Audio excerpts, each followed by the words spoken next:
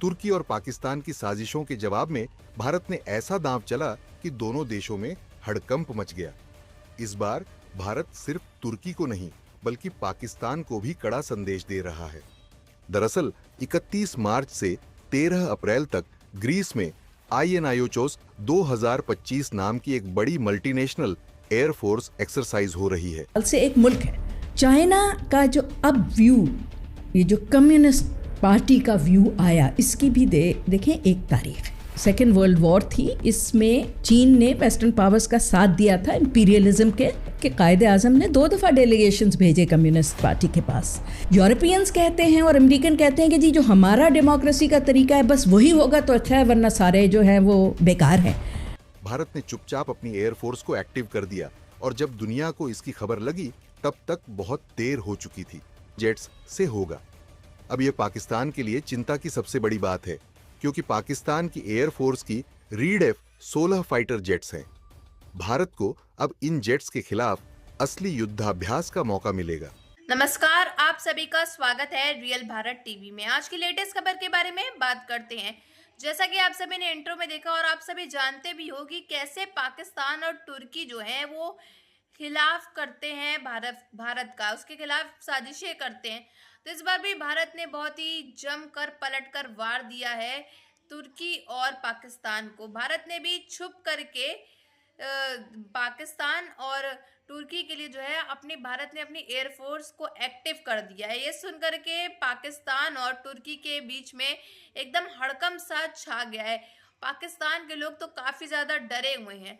लेकिन भाई सोचने वाली ये बात है, जब पाकिस्तान और तुर्की मिलकर के प्लानिंग प्लॉटिंग किया करते हैं भारत को लेकर के, भारत के खिलाफ साजिशें करते हैं, तब इनको समझ नहीं आता है कि जब भारत इनको जवाब देगा तब इनका क्या हश्र होगा, क्या अंजाम होगा, क्या इनके साथ किया जाएगा। कि लगातार भारत के खिलाफ षड्यंत्र रचता रहा है।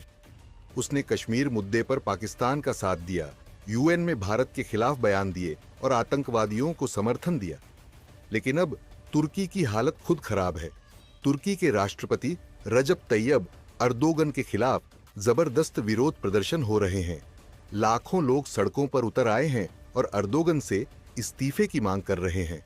अर्थव्यवस्था डूब रही है, महंगाई चरम पर है और जनता का गुस्सा फूट रहा है। हुकूमत ने इन एहतजाज को रोकने के लिए बहुत से इक़दाम भी किए हैं।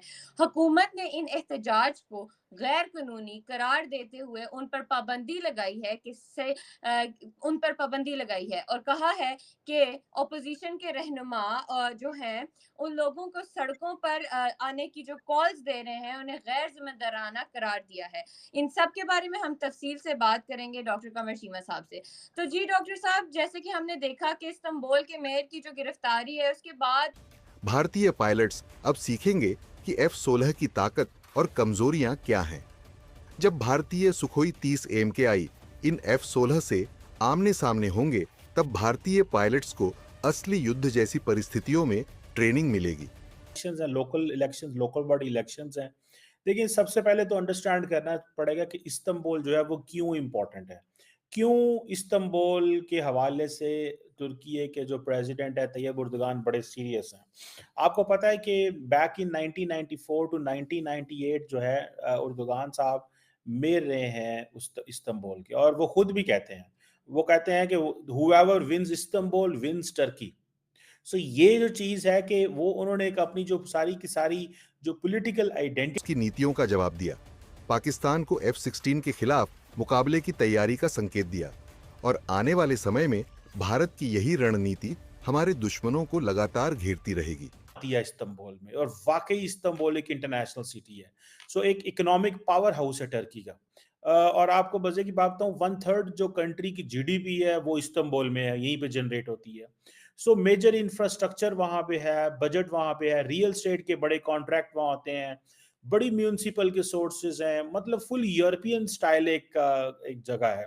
और आपको पता है कि पहले भी जो तैयब उर्दुगान और वो एक बड़ी लेगेसी छोड़ के जाना चाहते हैं, कमजोर लेगेसी नहीं छोड़ के जाना चाहते, और यहीं से बैठ के वो सारी की सारी वो पावर जो है वो हासिल करना चाहते हैं। सो उनके लिए याद रखें ये बहुत ही एक इम्पॉर्टेंट स्पॉट है। तो इस्तांबुल जो है, सो वो इससे कभी भी पीछे नहीं हटने वाले। और ये अगर आप देखें कि जब से वो पावर में आए हैं, उन्होंने यहाँ पे अपनी हुकूमत कायम रखी है, और फिर प्रोटेस्ट शुरू हो गए। सो आपको पता है कि उर्दुगान की पावर जो है वो बड़ी पुरानी पावर है। कोई अभी वो यहाँ पे मौजूद नहीं है, सारे का सारा आपको पता है कि 2016 में उर्दुगान एक कू से भी बचे हुए हैं। एक पूरे का पूरा मिलिट्री कू होने लगा था, जिससे ये बच गए, और इन्होंने वो जिसे कहते हैं ना, फौज आ गई सड़कों पे, लेकिन लोग इनके साथ खड़े हो गए उस वक़्त। सो ये अपनी ऑपोजिशन को बड़ा टफ टाइम देते हैं, वैसे भी उसके ऊपर भी हम बात कर सकते हैं। उन्होंने करवाया था, और प्रेसिडेंशियल सिस्टम लेके आ गए थे। मैं आपको ये बताता चलूं कि ये जो जिन लोगों को नहीं पता कि तुर्की के अंदर, आपको पता है टर्की का नाम अब तुर्की है, चेंज हो गया है। उर्दुगान जो थे, उनकी जो एके पार्टी है, जस्टिस एंड डेवलपमेंट पार्टी, इन्होंने 2002 का जनरल इलेक्शन जीता। बड़ी इंटरेस्टिंग बात है। तब से ये अब तक पावर में है ऑलमोस्ट।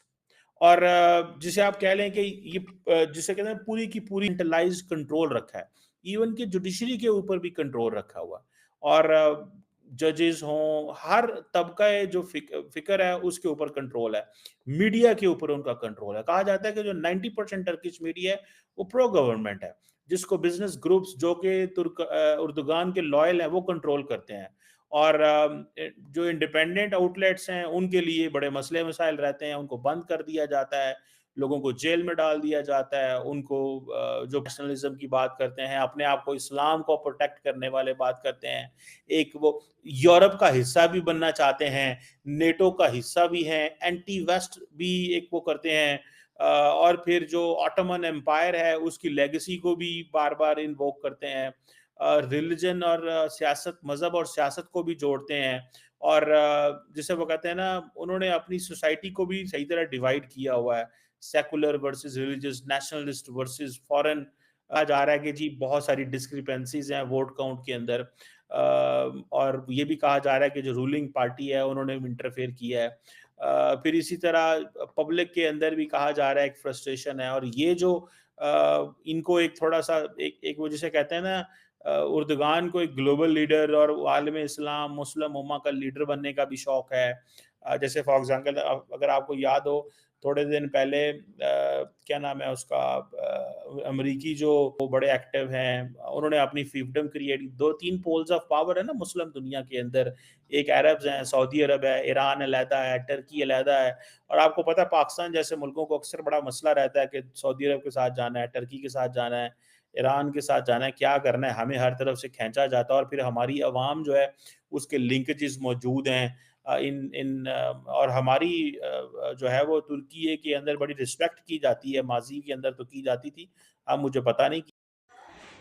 आप सभी जैसा कि जानते हो, पाकिस्तान जो है आए दिन भारत के खिलाफ प्लानिंग प्लॉटिंग किया करता है। वहीं दूसरी तरफ तुर्की जो है वो भी भारत के खिलाफ प्लानिंग प्लॉटिंग किया करता है। तो इस बार भारत ने इतना बढ़िया तगड़ा जवाब दिया है पाकिस्तान और तुर्की को लेकर के। ऐसा एक प्लान जो है वो रेडी किया है जिसको सुन करके तुर्की और पाकिस्तान के लोगों की हवाएं उड़ गई हैं, उनके रातों की नींदें उड़ गई हैं। भारत ने अपने सारे एयरफोर्स जो है वो एक्टिवेट कर दिए हैं। ये सुनने के बाद जो है छुप छुपा करके भारत ने ये काम किया, तो पाकिस्तान के और वहीं दूसरी तरफ तुर्की के लोगों की हवाएं उड़ गई, उनके होश उड़ गए कि भारत जो है हमारे खिलाफ प्लानिंग प्लॉटिंग करता है। लेकिन समझने वाली ये बात है और सोचने वाली ये बात है, पाकिस्तान और तुर्की को डरना नहीं चाहिए। क्योंकि जब ये भारत के खिलाफ प्लानिंग प्लॉटिंग और साजिशें किया करते फिरते हैं, भारत में ये करा देंगे, भारत में वो कर देंगे, आए दिन हमले धमाके, भारत का नाम हर चीज में थोपना पाकिस्तान का।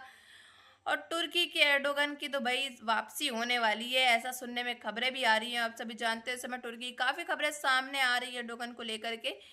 तो ये सब इनको करते हुए जरा भी शर्म नहीं आती। उनको अच्छे से पता होता है कि भाई भारत जब जवाब देगा तो बहुत ही तगड़ा जवाब देगा, इनकी एकदम धज्जियां उड़ा देगा भारत।